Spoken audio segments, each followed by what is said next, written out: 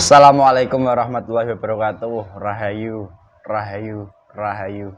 Alhamdulillah para pemirsa dan juga para pemerhati dari channel Padepokan Gaul yang budiman, dimanapun Anda berada, baik di Nusantara ataupun yang sedang di luar negeri. Semoga tetap diberikan kesehatan, keberkahan, dan juga lebih-lebih nantinya pun akan mendapatkan sebuah kefahaman. Dan semoga saja nantinya pun setelah paham akan dimudahkan untuk menjalankan daripada kewajiban-kewajibannya, yaitu ibadah dalam rangka taat pada perintah-perintah Allah. Dan bagi pemirsa yang masih setia menyimak dan mendukung dari channel Padepokan Gaul, terima kasih banyak atas segala support dukungannya.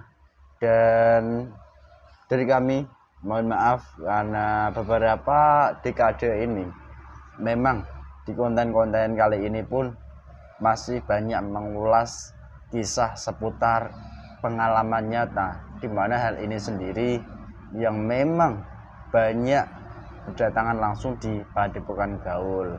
Semoga bisa dimaklumi dan lebih-lebihnya pun nantinya bisa diambil daripada hikmah dan sisi positifnya saja. Dan kesempatan ini ada sebuah pengalaman nyata pemirsa, di mana ada seorang rekanan kami, di mana rekan kami adalah seorang petugas tertentu, di mana dahulu kala seseorang ini pun seringkali datang ke tempat-tempat yang dianggapnya memiliki kemampuan kesaktian, yaitu seorang dukun. Dimana dari tempat itulah mungkin ada sebuah benda-benda seperti ini. Dan keadaan-keadaan daripada perjalanan kisahnya itu ya beberapa sudah disampaikan kepada kami. Dari yang dahulu kala itu agak sesuai lalu nggak sesuai daripada kenyataannya, bahkan banyak mengalami hal-hal yang sifatnya itu merugikan bagi keluarganya. Dan setelah itu menggunakan daripada produk Aluza ini, yaitu air zam-zam Masma. Dan kebetulan ada batu-batu seperti ini, dan kemarin ada dua batu itu sudah diulas oleh Mas Kumal, dimana itu salah satu dua batunya. Dan ini juga kebetulan ada batu dan bentuknya unik, seperti ada aura ya tersendiri. Jangan dilihat dipandang nggak sesuai ya, ini nanti jangan berpikir-pikiran negatif loh ya, karena dari bentukannya ini sendiri itu kayak peluru. Benarkah batu-batu ini hanya batu biasa atau batu-batu yang memiliki kekuatan? Nah, kita akan kuak di kesempatan ini, dan semoga bisa nanti diambil daripada hikmahnya bagaimana menyikapinya yang terbaik.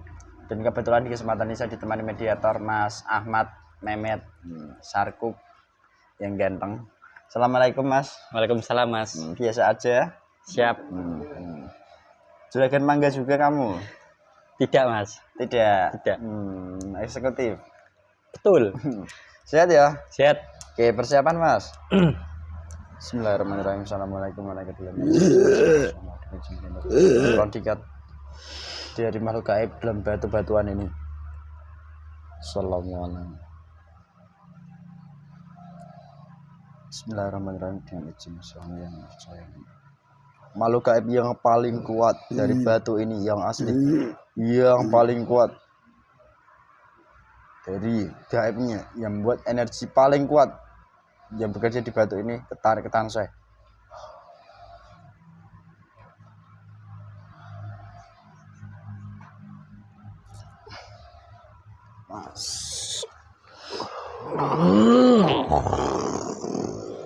Menyesuaikan dan tubuh mediator ini otomatis. Sallallahu alaihi Muhammad.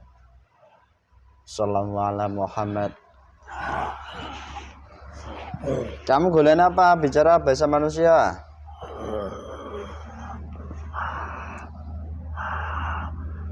Kita suaranya tersambung, terhubung otomatis.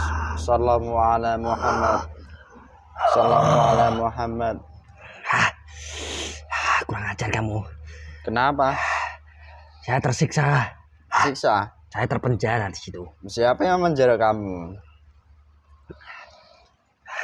Makan. Kalau kamu jujur dulu, nanti makan ada. Daging. Daging. Kamu gula apa toh?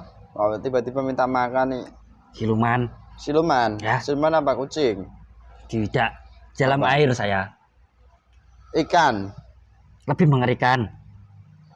Apa itu? Buaya? Ya. Oh. Astagfirullah. Ada siluman buaya juga ya? Ada. Makanan lengkap di depanmu. Daging saja. Daging-dagingan. Jangan daging-dagingan. Wah, Daging hewan saja, bukan ini. Oh, kamu itu. daging hewan ini.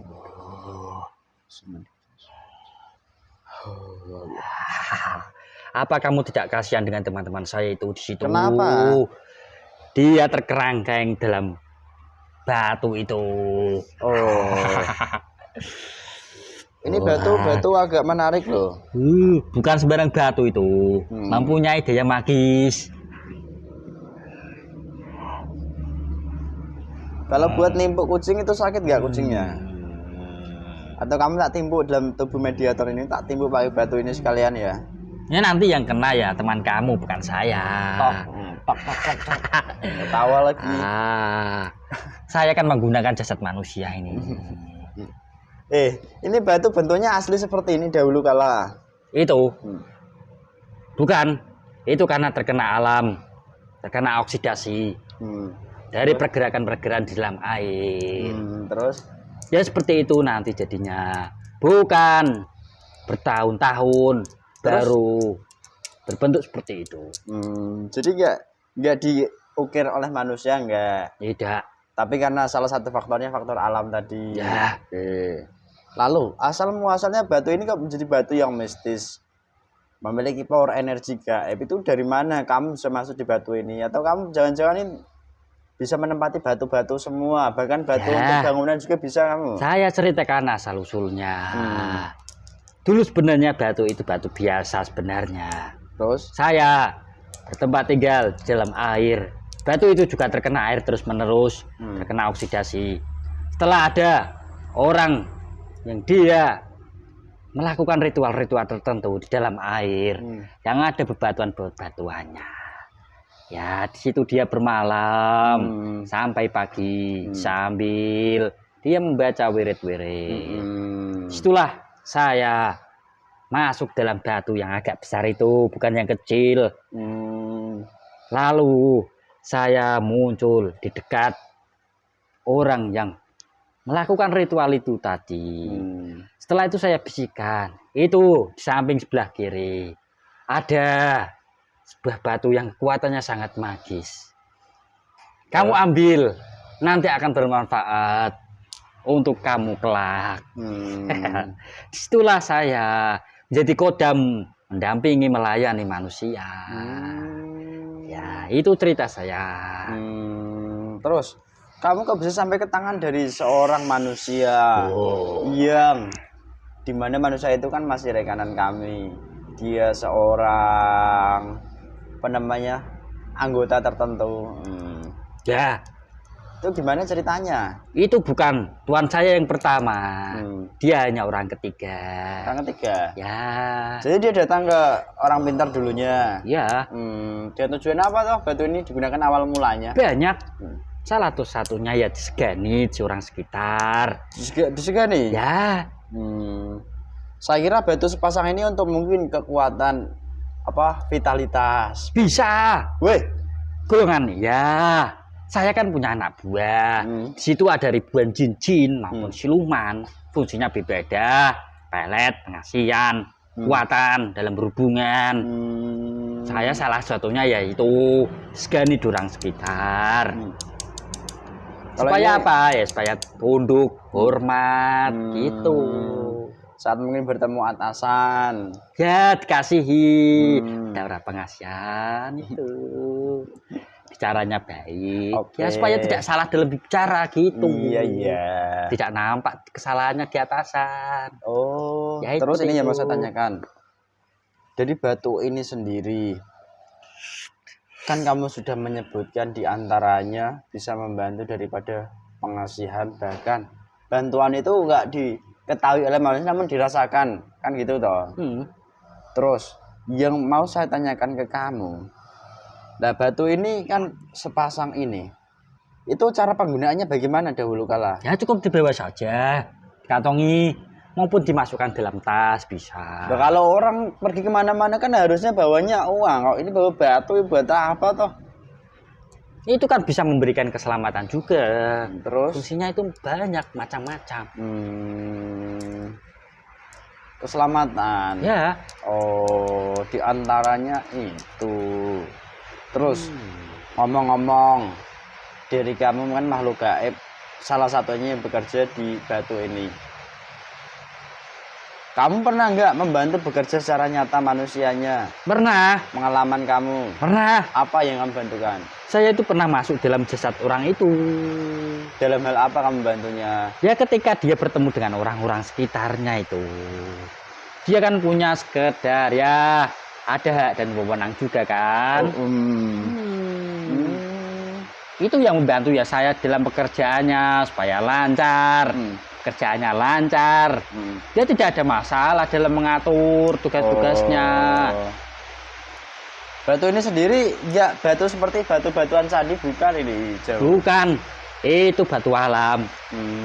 Dekat dengan air yang mengalir. Oh, batuan sungai aslinya mungkin. Oke.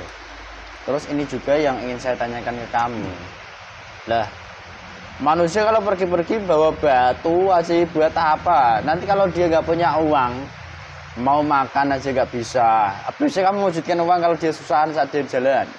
Bukan seperti itu cara kerja saya.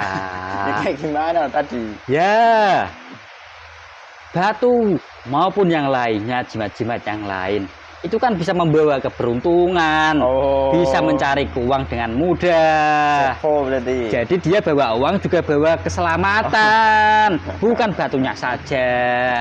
Batu itu kan jimat, ada daya magis untuk mencari uangnya sangat banyak. Kamu kan menempati di salah satu ini. Dan ini batunya dua, bentuknya pun berbeda. Saya yang besar, yang kecil itu cincin. Oh. Kalau Ganas itu gendruwo itu, buto gendruwo. Itu dia sering juga masuk, membantu saat berhubungan.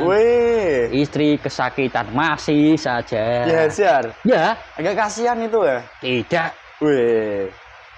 Ya bener loh kamu. Iya. Jangan bohong. Kayak teman saya. Bisa memberi pikiran-pikiran. Ya di luar daripada apa yang ketika dia berhubungan. Ya fantasi ya seperti itu. Berarti kayak teman saya yang itu yang makan itu. Yang selalu memberikan fantasi-fantasi itu. Ya itu ada dorongan juga. Berbeda ya daripada bosan kan. Golongan gaib ya seperti itu juga. Memang kenapa kamu tertawa? Sisi manusiawi. Dalam ini pemirsa memang kalau lagi-lagi gaib yang datang itu sifatnya gaib-gaib yang meresahkan gimana, sisi lainnya 18 plus ya. 18 plus ya udah. Kita pun ya nantinya agak sedikit ke ranah 18 plus.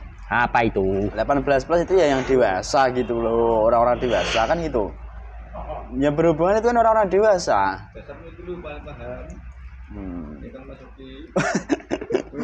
Nah terus ini ya mau saya tanyakan ke kamu. Sama? Loh kok bisa? Ya ada gendruwo juga. Dia sering, ya terikat ya. Saya mau bertanya lagi ke kamu ketika orang itu sudah lama mungkin mendapatkan batu ini dan menggunakannya, dan setelah sekian lama itu dipakai lalu ditinggalkan begitu saja, itu masih memiliki hubungan dengan kamu makhluk gaib? Pasti. Loh, kok bisa gitu? Orang itu kan menginginkan ya sebuah jimat itu ada keinginan supaya ada yang membantu. Itu kan Dia tidak tahu sebenarnya dalamnya apa. Nanti yang membantu apa dalam kegiatan sehari-harinya. Oh. Kami ada ikatan dengan manusia karena dengan keinginan-keinginan itu. Meskipun dia sudah tidak mempercayai, sudah dibuang, saya akan bertempat tinggal dalam zat manusia itu. Panas yang akan ditimbulkan, kesakitan yang akan ditimbulkan. Ya. Semulanya harmonis, akan cekcok, anak berani melawan. Itu ya saya menyebar pasukan-pasukan saya di lingkungan keluarga itu. Oh, salah satunya saya ciptakan hawa panas.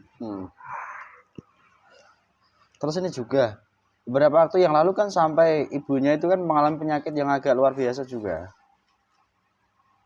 Itu kamu yang bekerja, jujur. Bukan hanya saya saja sebenarnya. Siapa? Ada juga di dalam jasadnya juga. Manusia kan bukan hanya 1, 2 dalam gaibnya ini. Banyak berarti. Banyak. Oke. Terus ini. Batu seperti ini, itu kalau dijual, laku nggak sih? Laku kalau di tangan yang tepat. Kalau dia bagaimana? Tangan tepat ya maksudnya dia berpintar promosi, pintar meyakinkan orang lain. Berarti orang pintar dukun. Ya, kalau orang bodoh dijual ya tidak akan laku. Kamu itu. Kalau saya yang menjual itu gimana? Bisa nggak? Tidak, kamu tidak ada yang akan mau sama kamu. Ini golongan-golongan bukan cocok sepertinya seperti kamu. Cocoknya ya seperti orang yang sering orang yang pertama tadi dia sering bertirakat, ritual, dia mempunyai sebuah pengetahuan, khasiat-khasiat. Itu orang yang sangat tepat memberi benda seperti ini, dijual dengan harga, ada manfaat, khasiat. Tapi dia tidak menyebutkan efeknya. Pintar-pintar bodoh manusia seperti itu. Alhamdulillah. Cari enaknya saja itu manusia seperti itu. Terus ini loh yang mau saya tanyakan. Daging saya habis. Lengkap lagi datang. Enak sekali seperti ini ya. Kamu tak timbuk coba ya? Ya? Gak mau. Tak timbuk. Tuh, kamu kurang ajar. Kenapa? Makan terus. Gemes saya nanti lama-lama. Jatah-jatah saya berkurang. Kok bisa? Semenjak manusia itu menyadari kesalahannya. Kenapa manusia itu bisa sadar? Kurang ajar. Tidak tahu kan, hidayah kan dari Allah. Siapa tahu kan. Sebenarnya tidak manusia yang banyak yang tahu. Di dalamnya manusia itu gaib-gaib yang membantu kolong kami. Kenapa manusia itu bisa sadar? Berarti kesadaran manusia itu didapat itu kan dari Allah toh. Memang.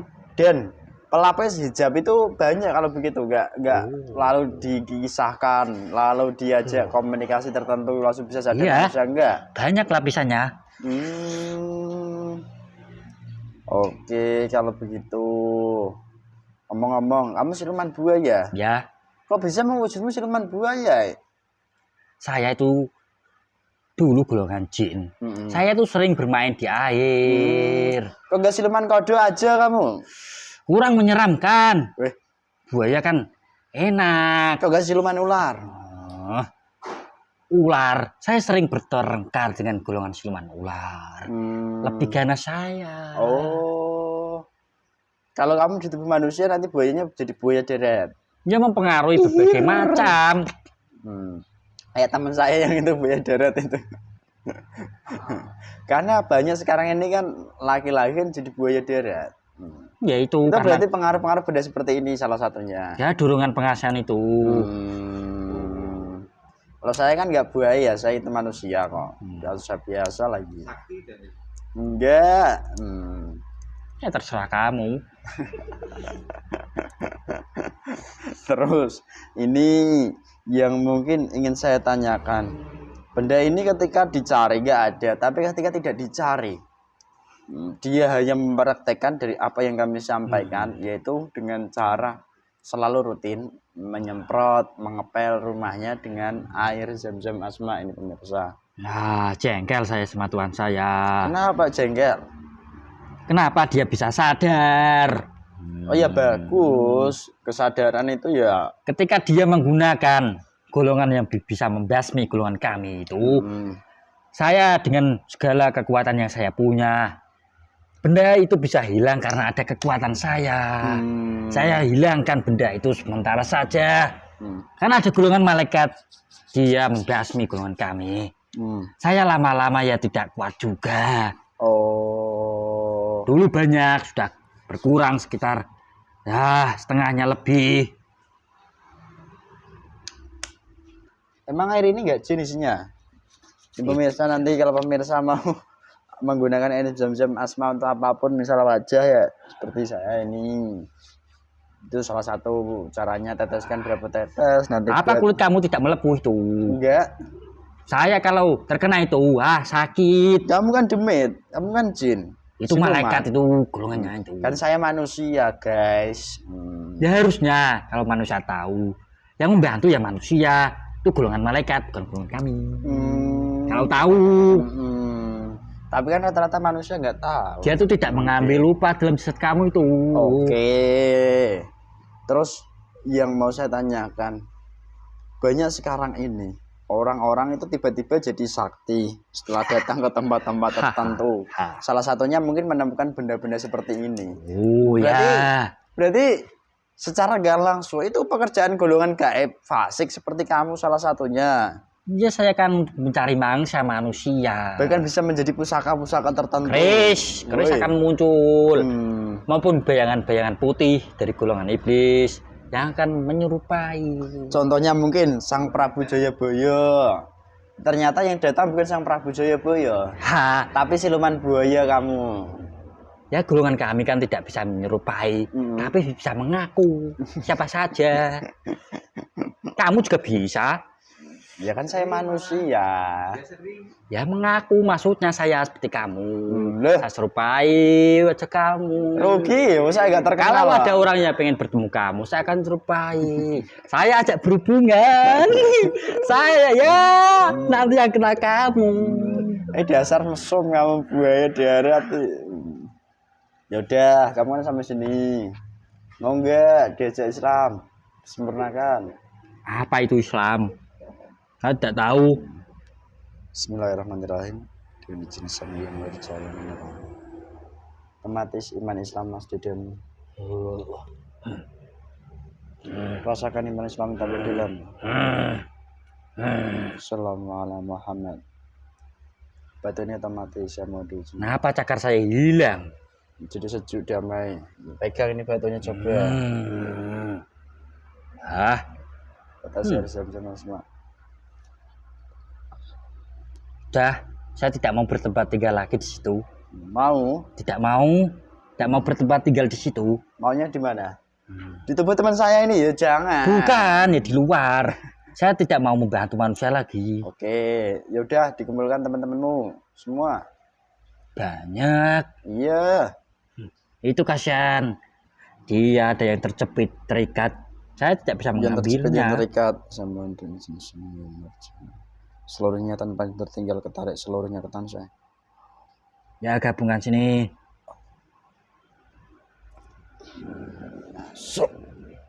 Juga dalam jasad manusia yang dulu saya ikuti.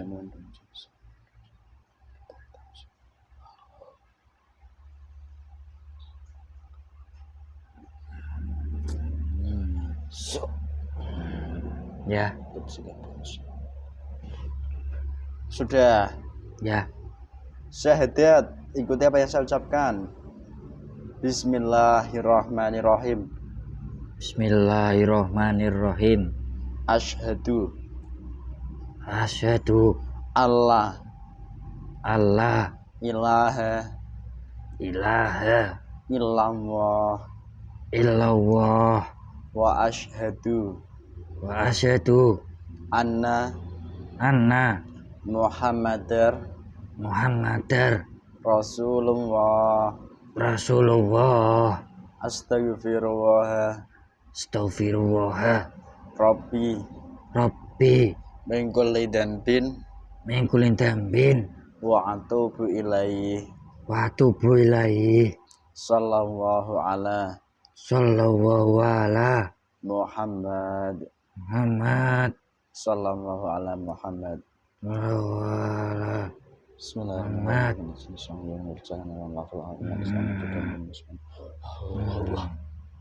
Semoga jelas semakin terang semakin dalam masuk tembus dada. Assalamualaikum Muhammad, semakin sejuk, nyaman, damai, tentram. Jika berdusta, pura-pura atau berkhianat, murtad, meledak, terlempar seluruhnya. Tidak ada Semua yang syarat menolak. Islam, bisa cara ibadahnya lengkap dengan jenis yang berjana masuk. Allah. Amalnya dari beliau sang yang berjana dan seluruh kelemahannya lengkap masuk. Seluruh.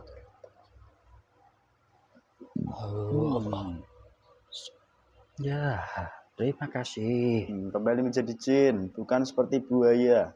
Terputus semua. Ya, Assalamualaikum. Yang bukan hakmu atau bagian-bagian yang mungkin masih kamu simpan itu kembalikan semua. ya, saya kembalikan. Atau pesan-pesan dari malaikatnya itu ikuti.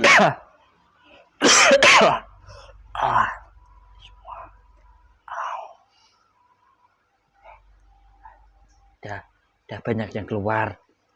Dah. Dah, Ada yang ingin kamu sampaikan terkait apa? mengenai daripada orangnya yang pernah menyimpan batu ini, itu harus apa? Datang lagi ke dukun kek, batunya digimanakan kek, buang ke laut, buang ke tempatnya atau buang kemana? Ya, untuk orang yang pernah menyimpan batu-batu seperti itu, memang bagus sebenarnya dibuang ke asalnya. Dan tidak usah meyakini apapun khasiat dari batu itu. Karena hakikatnya golongan fasik-fasik yang akan mengisi karena daripada nafsu-nafsu manusia yaitu. Setelah itu tidak usah pergi ke orang-orang pintar lagi. Meskipun diiming-imingi dengan khasiat-khasiat yang ya semuanya itu khasiat bagus-bagus semuanya. Nanti dia kan sudah sedikit ada kesadaran dan juga menyesali kesalahannya.